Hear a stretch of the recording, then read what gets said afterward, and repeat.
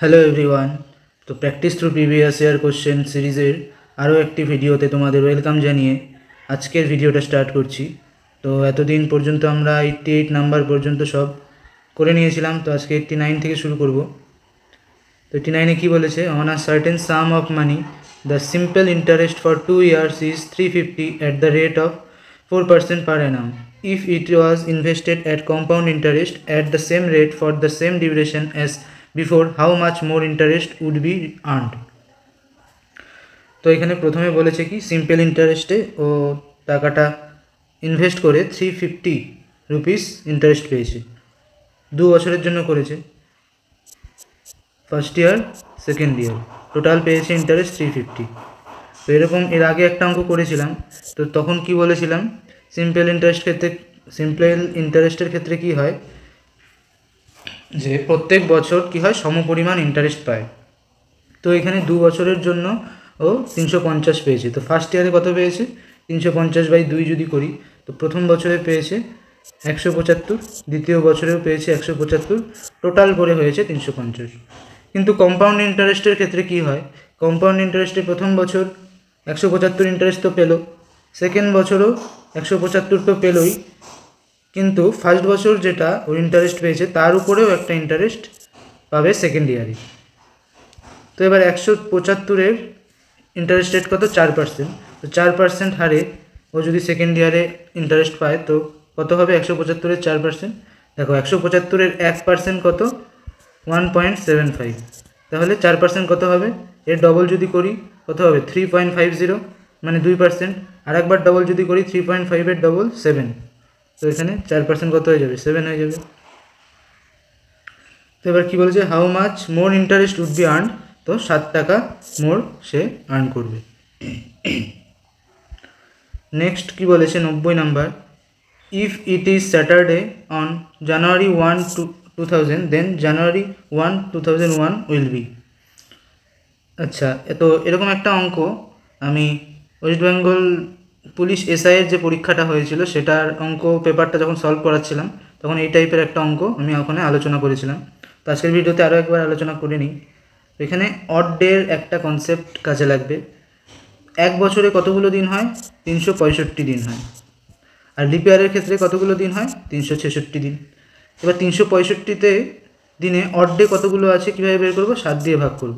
7 দিয়ে ভাগ করলে কী হবে, 5 7 35, 15, 7 2 14, 364 চলে গেল। এবার বাকি 1 অবশিষ্ট পড়ে থাকলো, তো হচ্ছে 1 হচ্ছে তার অড ডে হয়ে গেল। এবার 366কে যদি আমি 7 দিয়ে ভাগ করি, সেক্ষেত্রে অড ডে কত বেরিয়ে আসবে, আমার 2 বেরিয়ে আসবে, ভাগশেষ 2 বেরিয়ে আসবে। তো এখানে 365-র ক্ষেত্রে যেহেতু অড ডে 1, এবার আমি যদি বলি 1 জানুয়ারি 1995, এটা নর্মাল ইয়ার, 365 দিনের ইয়ার। তো এটা যদি স্যাটারডে হয়, তাহলে 1 জানুয়ারি 1996 কী হবে, যেহেতু অড ডে 1, তো একদিন বেড়ে যাবে, কী হবে, সানডে। কিন্তু কোনো লিপ ইয়ারের ক্ষেত্রে 2000 দেখো একটি লিপ ইয়ার, তো সেক্ষেত্রে যদি আমি 1 বছর পরে সেম ডেটটা বের করি, সেক্ষেত্রে 2 বেড়ে যাবে। এখানে স্যাটারডে দেওয়া আছে, তো অ্যান্সার কী হবে, সানডে, মানডে। কারণ কি, কারণ এক্ষেত্রে অড ডে হচ্ছে 2, তার জন্য 2 বেড়ে যাবে। এখানে আরেকটা কথা বলে রাখি, আমরা লিপ ইয়ার কীভাবে বের করি, নর্মালি যেমন 2004 এটা একটা লিপ ইয়ার, 4 দিয়ে ভাগ করি। 2008 একটা লিপ ইয়ার, কীভাবে বের করি, 4 দিয়ে ভাগ করে। কিন্তু সেঞ্চুরি ইয়ারের ক্ষেত্রে, যেমন 2000 একটা সেঞ্চুরি ইয়ার, 1900 একটা সেঞ্চুরি ইয়ার, 1800 একটা সেঞ্চুরি ইয়ার, এইসব ক্ষেত্রে কি হয়, আমরা 4 দিয়ে ভাগ করি না। এই ক্ষেত্রে লিপ ইয়ার বের করি 400 দিয়ে ভাগ করি। তো 400 দিয়ে যদি 2000-কে আমি ভাগ করি, সেটা আমরা কি পেয়ে যাব, লিপ ইয়ার পেয়ে যাব, ভাগ চলে যাবে। 1900-কে ভাগ করলে 400 দিয়ে কিন্তু ভাগ যাবে না পুরোপুরি, অবশিষ্ট কিছু পড়ে থাকবে। তো সেই জন্য 1900-কে আমরা লিপ ইয়ার বলবো না। তো সেঞ্চুরি ইয়ারের ক্ষেত্রে আমরা 400 দিয়ে ভাগ করি, এটা মাথায় রাখবে। নেক্সট অঙ্ক কী বলেছে, cost of 3 horses in is same as the cost of 5 cows. If total cost of 4 horses and 6 cows is 1900, find the cost of 1 horse. 3টা হর্সের যা দাম সেটা কার সমান, same as the cost of 5 cow. তাহলে একটা হর্সের আর কাউয়ের অনুপাতটা কী হবে, দামের অনুপাত, এখানে এইচের নিচে সি নিয়ে আসলাম, এদিকে 5 আছে, 5-এর নিচে 3 চলে আসলো, তাই 5:3 হয়ে গেল হর্স আর কাউয়ের দামের অনুপাত। এবার কি বলেছে, the cost of 4 horse and the cost of 6 cow দেওয়া আছে কত, 1900। এবার হর্সের দাম, একটা হর্সের দাম আমি 5x ধরে নিলাম, একটা কাউয়ের দাম 3x ধরে নিলাম। এবার এখানে মান বসিয়ে দিই, h = 5x বসালে এখানে কী হয়ে যাবে, 20x প্লাস c = 3x বসালে 318x হয়ে যাবে, = 1900। এবার এখানে যোগ করলে 38x = 1900। কাটাকুটি করলে কি হবে, এখানে 38 যদি নিচে নিয়ে চলে আসি, 19 দিয়ে যাবে, 100/2, তাহলে x এর মান 50 হয়ে যাবে। তা আমাকে বের করতে কি বলছে, find the cost of 1 horse. 1 হর্সের দাম কত, 5x, x এর মান বসিয়ে দিলে 5 × 50 250 হয়ে যাবে অ্যান্সার। এবার 92 কি বলেছে, how many person no all the 3 language. এখানে হিন্দি, বেঙ্গলি আর ইংলিশ ল্যাঙ্গুয়েজের কথা বলেছে। এই সার্কেলটা ডিনোট করছে হিন্দি, এটা বেঙ্গলি আর এটা ইংলিশ। তাহলে কতজন মানুষ 3টা ল্যাঙ্গুয়েজই বলতে পারে, দেখো এখানে মাঝখানে আছে 53। এই 53 যে নাম্বারটা, সেটা দেখো সবগুলো সার্কেলের মধ্যেই আছে, ইংলিশের সার্কেলের মধ্যেও আছে, তারপর এদিকে হিন্দির সার্কেলের মধ্যেও আছে, আবার বেঙ্গলির সার্কেলের মধ্যেও আছে। তাহলে একমাত্র এই 53 জন মানুষ কি আমরা বলতে পারি, সবগুলো ল্যাঙ্গুয়েজ বলতে পারবে। এবার 93-তে কী বলেছে, 93 এখানে এটা দিয়ে দিয়েছে, আমাকে বের করতে বলছে x³ - 1 এর ভ্যালু। তো এখান থেকে আমরা x যদি লসাগু নিয়ে নিই, কী হয়ে যাবে, x² + 1 = -1। এক্সকে এদিকে নিয়ে চলে গেলে x² + 1 = -x, -xকে এদিকে নিয়ে চলে আসলাম, x² + x + 1 = 0। এবার x³ - 1, 1 এর মাথায় আমি কিউব লিখতেই পারি, x³ - 1 এর কিউব। তাহলে এটার ফর্মুলা কি, x - 1 × x² + x + 1। এবার x² + x + 1 এর ভ্যালু আমি এখান থেকে 0 পেয়ে গেছি। তাহলে কোনো সংখ্যার সাথে কিছু যদি 0 গুণ করা যায় তাহলে 0ই আসে অ্যান্সার। তো অ্যান্সার কী হয়ে যাবে, 0, যেহেতু এটার ভ্যালু 0 আছে। 93। এবার 94 কি বলেছে, দ্য ভ্যালু অফ, সেটার ভ্যালু কত হবে সেটা বলতে বলেছে। দেখো এখানে যে সংখ্যাগুলো দেওয়া আছে, 1, এখানে 2, এখানে √2, এখানে √3, সবগুলো কনজিকিউটিভ নাম্বার। তার মানে তাদের বিয়োগফল কী হবে, 1, যেটা লবে দেওয়া আছে। হরের বিয়োগফল, হরে যে সংখ্যাগুলো আছে তার বিয়োগফল উপরে দেওয়া আছে। তাহলে এটাকে আমরা কিভাবে লিখতে পারি, এখানে √1 + √2 আছে, যেহেতু এটার উপরে আমরা লিখতে পারি 2 - 1, 1 এর জায়গায় লিখলাম 2 - 1। এখানে √2 + √3 আছে, এটার উপরে আমরা কি লিখতে পারি, 3 - 2, একের বদলে লিখলাম, একের জায়গায় এখানে 2 - 1 লিখলাম, এখানে একের জায়গায় 3 - 2 লিখলাম। এখানে কি লিখতে পারি, 4 - 3, আর এখানে কি লিখতে পারি, 81 - 80। এবার 2 - 1 মানে কি, √2 তার স্কোয়ার মাইনাস √1 তার স্কোয়ার, এইভাবে লিখতে পারি। এবার দেখো এখানে এটা মানে এটা লিখতে পারি। সিমিলারলি এখানে √3 স্কোয়ার মাইনাস √2 এর স্কোয়ার লিখতে পারি। তারপর এখানেও √4 এর স্কোয়ার মাইনাস √3 এর স্কোয়ার লিখতে পারি। তাহলে এটা মানে কি হচ্ছে, a² - b²। তো এটার ফর্মুলা কী হবে, √2 + √1 × √2 - √1, এটা হয়ে যাবে। এবার এখানে নিচে কি আছে, √2 + √1। তাহলে √2 + √1 এর সাথে এখানে যে √2 + √1 আছে সেটা কাটা চলে যাবে, পরে কি থাকবে, √2 - √1। তাহলে এখান থেকে পরে কি থাকছে, √2 - √1। তারপরে পরেরটা থেকে কি পড়ে থাকবে, √3 + √2 কাটা চলে যাবে, পরে কি থাকবে, √3 - √2। পরেরটায় আবার √4 - √3 পড়ে থাকবে। এরকম করতে করতে করতে লাস্টে কি পড়ে থাকবে, √81 - √80। তো এবার দেখো এখানে এটার ফার্স্টের +√2, এটার লাস্টের -√2 কাটা গেল। এবার এইখানেও সিমিলারলি ফার্স্টেরটার সাথে এরপরে যেটা থাকবে সেটার লাস্টেরটা কাটা যাবে। মানে এরপরের সংখ্যাটা কী হবে তোমরা বুঝতেই পারছো, কনজিকিউটিভভাবে করছে। তো এরপরে সংখ্যাটা √5 মাইনাস √4 থাকবে, এভাবে চলতে থাকবে। তো এখান থেকে +√4 মাইনাস √4 কাটা যাবে। তো এইভাবে চলতে চলতে লাস্টেও কী হবে, লাস্টের সংখ্যাটা কাটা যাবে, পরে কি থাকবে +81 পরে থাকবে, কারণ এর আগের সংখ্যাটা কি হবে, আগের সংখ্যাটা হবে √80 মাইনাস √79। তো মাইনাস √80 সঙ্গে এখানে +√80 কেটে যাবে, আর 79ও আগের একটা +79 সাথে কেটে যাবে। তো পরে থাকবে কি, এখানে প্রথম সংখ্যাটা √-√1 প্লাস এখানে √81 পড়ে থাকবে। তাহলে √81 করলে আমরা কী পাই যাবো 9, আর এখানে -1 = 8 হয়ে যাবে অ্যান্সার। নেক্সট 95 কি বলেছে, with an average speed of 40 কিমি/আওয়ার a train reaches the destination on time. If it runs with average speed of 35 কিমি/আওয়ার it is late by 15 minutes. The length of the total journey. আচ্ছা, তো ধরে নিলাম total length of the journey হচ্ছে x। তো x কিমি distance ও একবার গেল 40 কিমি/আওয়ারে, আর একবার গেল x কিমি ডিস্টেন্স 30 কিমি/আওয়ার, 35 কিমি/আওয়ারে। তো 35 কিমি/আওয়ারে যাওয়ার জন্য ওর 15 মিনিট লেট হয়ে গেল।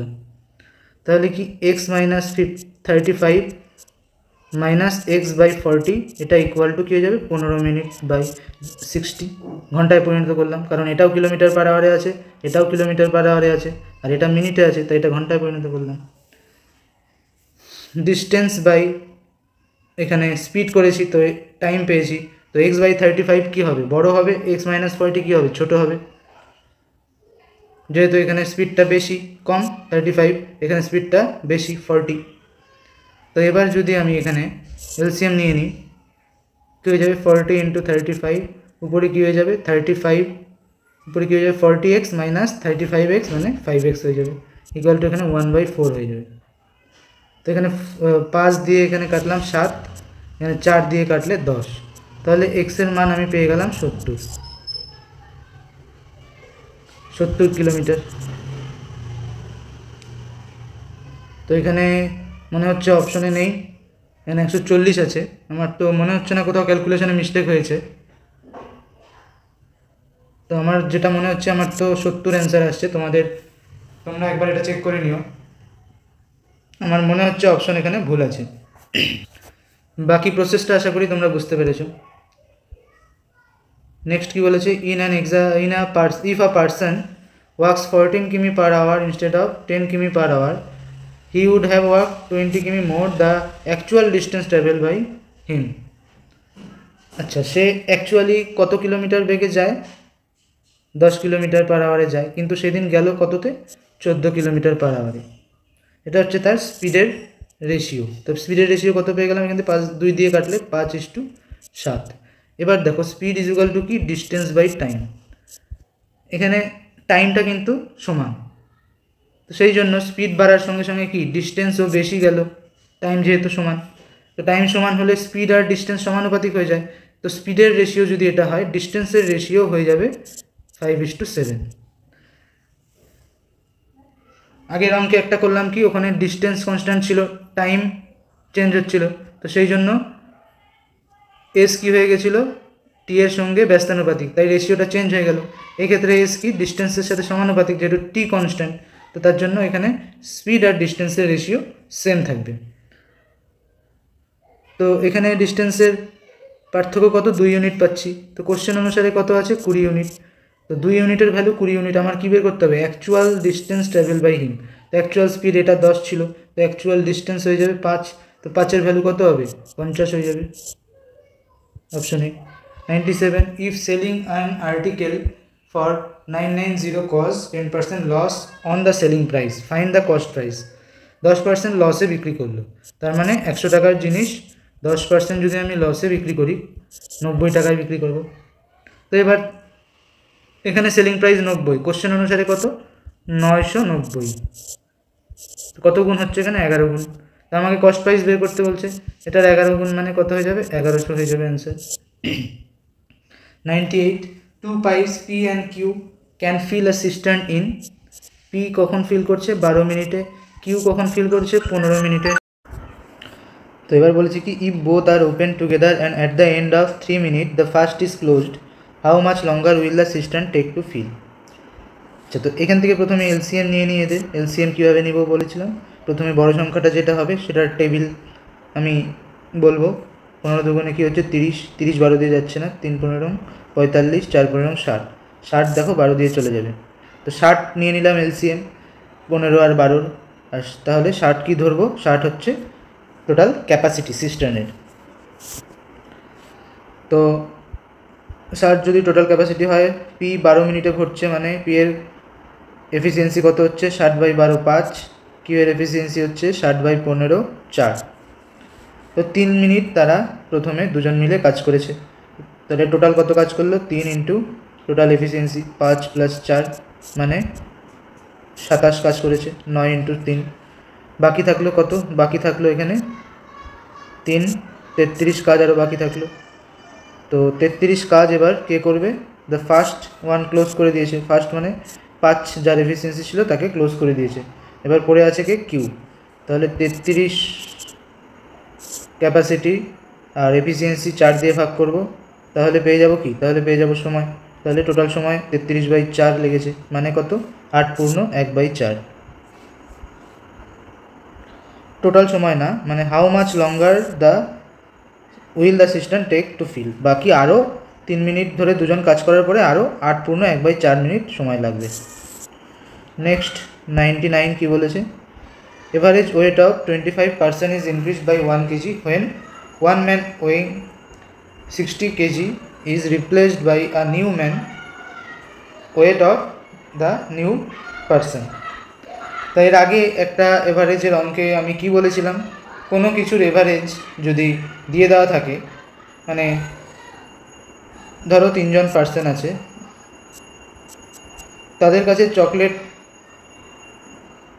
এভারেজ 30টা করে আছে, তাহলে আমি এরকম বলতে পারি যে তাদের প্রত্যেকের কাছে 30টা করে চকলেট আছে, আমি এরকম ধরে নিতে পারি অঙ্ক করার সুবিধার্থে। তো এভারেজ ওয়েট যদি আমি যদি বলে 5টা পার্সনের এভারেজ ওয়েট 25 বা 26, তাহলে আমি ধরে নিতে পারি সেই 5টা পার্সনের প্রত্যেকের ওয়েট 26, এটা ধরে নিতে পারি। তো এটা ধরলে টোটাল যে ওয়েট আমি পেয়ে যাব তার কিন্তু কোনো হেরফের হবে না, সেই জন্যই আমি এটা ধরতে পারছি। তো এখানে কি বলেছে 25 জন পার্সন আছে,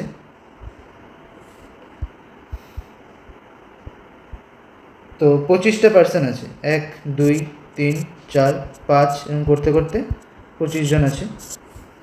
তো 25 নম্বরে ধরলাম যে আছে তার ওয়েট ছিল কত 60 কেজি, তাকে রিপ্লেস করে একটা নতুন লোককে এখানে বসানো হলো। এর ফলে কি হলো, এর ফলে এভারেজ ইনক্রিজ বাই 1 কেজি। তো এভারেজ ইনক্রিজ হয়েছে মানে আমি ধরে নিতে পারি প্রত্যেকের 1 কেজি করে বেড়েছে, ধরে নিতেই পারি আমি এটা। তো এবার কেন বাড়লো এই প্রত্যেকের 1 কেজি, 25 জনের যদি এবার 1 কেজি করে বাড়ে, তাহলে টোটাল কত 25 ইন্টু 1 মানে 25 কেজি বেড়েছে টোটাল। এভারেজ 1 কেজি করে বেড়েছে 25 জনের, মানে টোটাল 25 কেজি বেড়েছে। এই যে এক্সট্রা 25 এটা কোত্থেকে আসলো, এই যে নতুন যে একটা পার্সনকে এখানে বসানো হয়েছে, তো তার ওয়েটের থেকে এই এক্সট্রা 25 কেজি এসেছে। তাহলে আগে ছিল 60 যখন ছিল তখন তো এভারেজের কোনো হেরফের হয়নি, কিন্তু নতুন পার্সন আসাতে 25 টোটাল বেড়ে গেছে। তাহলে নতুন পার্সনের ওজন কত হবে 60 + 25, তার এই ওজনের থেকেই সবার এভারেজ ওয়েটটা বেড়েছে, তো টোটাল ওজন তার কত হয়ে যাবে 85। Answer D. A certain amount of money has to be divided between two persons A and B in the ratio 3:5, but it was divided in the ratio 2:3 and thereby B losses ₹10. What was the amount? A B দুজন person আছে, তাকে প্রথমে কি ঠিক হলো, তাকে 3:5 certain amount একটা divide করে দিবে, কিন্তু পরে কি হলো 2:3, ওই সেম অ্যামাউন্টটা 2:3 অনুপাতে ডিভাইড করা হলো। তাহলে দেখো এখানে 3/5 যদি আমি ডিভাইড করি তাহলে টোটাল ইউনিট কত হচ্ছে 5 3 8 ইউনিট, এইখানে 2/2:3 করলে টোটাল ইউনিট 5 ইউনিট হয়ে যাচ্ছে। দুটো কিন্তু টোটাল আলাদা, কিন্তু আমার কি কোশ্চেন অনুসারে কি সেম হওয়া উচিত, কারণ সেম অ্যামাউন্ট অফ মানি ওরা ডিভাইড করেছে। তো সেম করার জন্য আমাকে এখানে 5 দিয়ে গুণ করতে হবে আর এখানে 8 দিয়ে গুণ করতে হবে। তাহলে রেশিও কি পেয়ে যাবো, 3×5 = 15 5×5 = 25, নিচে 8×2 = 16 3×8 = 24। তাহলে কত কমলো এখানে, এটা এ এটা বি, এখানে 1 কমে গেল। কোশ্চেন অনুসারে 10 কমেছে, একের ভ্যালু 10। তা আমাকে কী করতে বলছে, amount, what was the total amount. Total amount কত, 15-25 যোগ করলে 40, 16-24 যোগ করলে কত হচ্ছে 40। তার মানে টোটাল অ্যামাউন্ট এখান থেকেও দেখতে পারো 5×8 = 40। তো টোটাল অ্যামাউন্ট আমার 40। তো 40-এর ভ্যালু কত হয়ে যাবে, 400, অপশন ডি। নেক্সট 101 নম্বর কি বলেছে, a man had 100 kg of sugar, part of which he sold 7% profit and rest at 17% profit. He gained 10% on the whole. How much did he sell at 7% profit? আচ্ছা, total 100 KG sugar আছে, তো কিছু অংশ 7% প্রফিটে বিক্রি করলো, কিছু অংশ 17% প্রফিটে বিক্রি করলো, আর ওভারঅল গেইন কত হলো, ওভারঅল গেইন হলো 10%। এইবার আমাকে বের করতে হবে কোন অংশটা ও 7%, কতটা অংশ ও 7%-এ বিক্রি করেছে। তো এরকম টাইপের অঙ্ক এর আগে করেছিলাম ক্রস মেথডে। সেখানে কি বলেছিলাম, এখানে একটা অংশ ধরো, এখানে কি বলেছে, একটা অংশ 7%-এ বিক্রি করেছে, একটা অংশ 17%-এ বিক্রি করেছে, তো ওভারঅল 10% ওর লাভ হয়েছে। তো এখানে একটা 10-এর থেকে ছোটো হওয়া উচিত ছিল আর একটা 10-এর থেকে বড় হওয়া উচিত ছিল, তাই আছে। তো এটাকে ক্রস মেথডে আমরা করব, এর আগেও করেছিলাম এরকম টাইপের অঙ্ক। কীভাবে করবো, 17 থেকে 10 বাদ দিব, 10 বাদ দিয়ে এখানে লিখবো, কত হবে 7, আর এখান থেকে 10-এর থেকে 7 বাদ দিয়ে কত হবে 3, সেটা লিখবো এখানে। তাহলে যেটা পেয়ে গেলাম সেটা হচ্ছে 7:3। তাহলে 7%-এ যেটা বিক্রি করেছে সেটা 7 ইউনিট, আর 17%-এ যেটা বিক্রি করেছে সেটা হচ্ছে কত পেলাম, 10 ইউনিট। টোটাল কত পাচ্ছি, টোটাল হচ্ছে 10 ইউনিট পাচ্ছি আমি। 17%-এ 3 ইউনিট আর 7%-এ 7 ইউনিট, টোটাল পাচ্ছি 10 ইউনিট। তো 10 ইউনিটের ভ্যালু আমার কোশ্চেনে দেওয়া আছে 100 কেজি। আমাকে কী চেয়েছে, আমার চেয়েছে how much sell he 7% profit. 7% প্রফিটে তাহলে ও 7 ইউনিটের ভ্যালু তাহলে 70 কেজি হয়ে যাবে। 10 ইউনিটের ভ্যালু 100 দেওয়া আছে, 10 গুণ, এটার 10 গুণ করলে কত পেয়ে যাবো, 70। রহিম ওয়াক্স 10 কিমি টুয়ার্ডস নর্থ। আচ্ছা দেখো, প্রথমে নর্থ কোনটা, সাউথ কোনটা, ইস্ট কোনটা, ওয়েস্ট কোনটা আমাকে জানতে হবে। উপরে আমরা নর্থ ধরি, নিচে ধরি সাউথ, ডান দিকে কী ধরি, ইস্ট, আর ওয়েস্ট ধরি বাঁ দিকে। তো প্রথমে কী করলো, 15 কিমি এখান থেকে ধরো শুরু করলো, রহিম কী করলো, 15 কিমি নর্থে গেল। এবার কী করলো, ফ্রম দেয়ার হি ওয়াক 9 কিমি সাউথ। আচ্ছা, এইখান থেকে আবারও নিচে আসলো সাউথের দিকে, এটা ধরে এখানে চলে আসলো, এটা ধরে নিলাম কত, 9 কিমি। এই টোটালটা 15 কিমি আর এইটুকুটা 9 কিমি। তারপর এবার সাউথ থেকে কী করেছে, দেন হি ওয়াক টুয়ার্ডস 8 কিমি ইস্ট। ইস্ট মানে কোন দিকে, ডান দিকে, এই দিকে গেল 8 কিমি, এটা ধরে নিলাম 8 কিমি। এবার কি বলেছে, how far and in which direction he now from the starting point. Starting point এটা হচ্ছে আমার স্টার্টিং পয়েন্ট। এবার কোন ডিরেকশানে আছে কীভাবে বুঝবো, এইদিকে কি, এদিকে ইস্ট, উপর দিকে কি, উপর দিকে নর্থ, তাহলে ও কোন ডিরেকশানে আছে, এই দিকে আছে, মানে নর্থ ইস্টে আছে। তো নর্থ ইস্ট সাউথ ইস্ট হবে না, সাউথ ইস্ট সাউথ ওয়েস্টও হবে না, এ আর বি এর মধ্যে একটা অ্যান্সার হবে। তো দেখো এখানে এটা টোটালটা 15, এটা 9, তাহলে এটা কী হয়ে যাবে, এটা 7 হয়ে যাবে, আর এটা হয়ে গেল 8, 7 না, এটা 6 হয়ে যাবে। 15 থেকে 9 বাদ দিলে কত হয়, 6। তাহলে এটা 6, এটা 8 হলে এটা কত হবে, এটা নিশ্চয়ই পাইথাগোরাসের উপপাদ্য অনুযায়ী 8-এর থেকে এটা বড় হওয়া উচিত। তো আমি ক্যালকুলেশন না করেই বি দাগিয়ে দিতে পারি, 10 কিমি নর্থ ইস্ট, কারণ 7 অ্যান্সার হবে না, কেননা এটা অতিভুজ সবসময় ত্রিভুজের অন্য দুটি বাহু থেকে বড় হয়, 8-এর থেকে এটা বড় হওয়া উচিত। তো যদি এবার মান বের করবো কী করে, √ওভার করে 6 স্কোয়ার প্লাস 8 স্কোয়ার, 6 6 36, 8 64 করলে কত হবে 100, 100 রুট করলে 10 পেয়ে যাবে। If a man goes to a place at an average speed of 10 km/h, then returns at the average speed of 15 km/h, find the average speed during the whole journey. আচ্ছা, average speed আমরা কীভাবে বের করি, average speed is equal to total distance by total time. তো এবার দেখো একটা প্লেসেও গেল আবার ফিরে আসলো, ধরে নিলাম এটা এই টোটাল এখানকার ডিস্টেন্স ধরে নিলাম এক্স। এবারেও কী করলো, প্রথমে 10 কিলোমিটার বেগে গেল, তারপর 15 কিলোমিটার বেগে ফিরে আসলো। তো টোটাল ডিস্টেন্স কত অতিক্রম করলো, 2x। এবার প্রথমে এক্স কিলোমিটার পথ অতিক্রম করলো 10 কিমি পার আওয়ার বেগে, তাহলে এটা টাইম কত লাগলো, x/10। পরের বার এক্স কিলোমিটার পথ 15 কিমি পার আওয়ার বেগে করেছে, টাইম লাগলো x/15। তো এটা করলে এক্স যদি কমন নিয়ে কেটে দিই, এখানে 2 পড়ে থাকবে, আর এখানে 1/10 1/15 পড়ে থাকবে, তাহলে এলসিএম করলে এখানে 30 হবে। তাহলে 3 + 2, তাহলে 5/30, তাহলে 2 × 30 উপরে চলে গেল, নিচে 5, 30 × 2 60, তাহলে 5 × 12 60, তো 12 কিমি পার আওয়ার হয়ে যাবে ওর এভারেজ স্পিড। 104 নাম্বার কি বলেছে, 4 men and 6 women can complete a work in 8 days while 3 men and 7 women can complete it in 10 days। আচ্ছা, একজন ম্যানের এফিসিয়েন্সি আমি এম ধরে নিলাম, একজন ওম্যানের এফিসিয়েন্সি আমি ডাব্লিউ ধরে নিলাম, তাহলে 4 জন ম্যান কত কাজ করবে, 4m, 6 জন ওম্যান 6w, ইন্টু কতদিন কাজ করেছে, 8 দিন। সিমিলারলি নেক্সট কন্ডিশনে 3 জন ম্যান 3m, 7 জন ম্যান 7w, কতদিন কাজ করেছে, 10 দিন। তো এই দুটো কাজ কি হবে, সমান হবে, যেহেতু কাজের পরিমাণটা সমান ছিল। তো এটা যদি আমি সলভ করি, এখান থেকে কত পেয়ে যাব, এখানে 8কে যদি আমি কাটি, তাহলে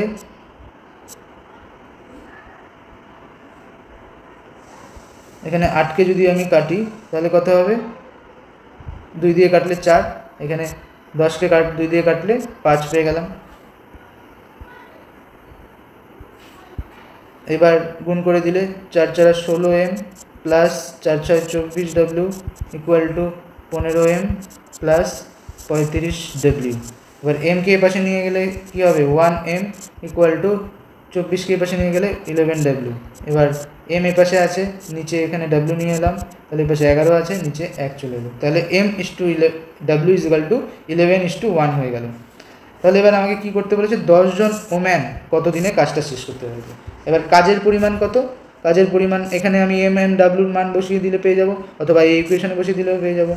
4 × m, m মানে 11 44, প্লাস 6 × w মানে 1 মানে 6, ইন্টু 8 বাই কী হবে, 10 জন ওম্যান, 10 ইন্টু ওম্যানের এফিসিয়েন্সি 1 হয়ে গেল। তাহলে এখানে কত চলে আসলো, 50 × 8 নিচে 10, তাহলে 5 × 40, 400/10 40 হয়ে যাবে অ্যান্সার। তো আজকেও ভিডিওতেও আরও 16টা অঙ্ক আমরা করলাম। তো আশা করি ভিডিওটা তোমাদের ভালো লেগেছে, কমেন্ট করে জানিও কেমন লেগেছে, আর এই সিরিজটা তোমাদের কতটা উপকারে লাগছে সেটা অবশ্যই আমাকে জানাবে, তাহলে আমি আরও অনেক কন্টিনিউ করব। তো আজকের মতো এটুকুই, ধন্যবাদ।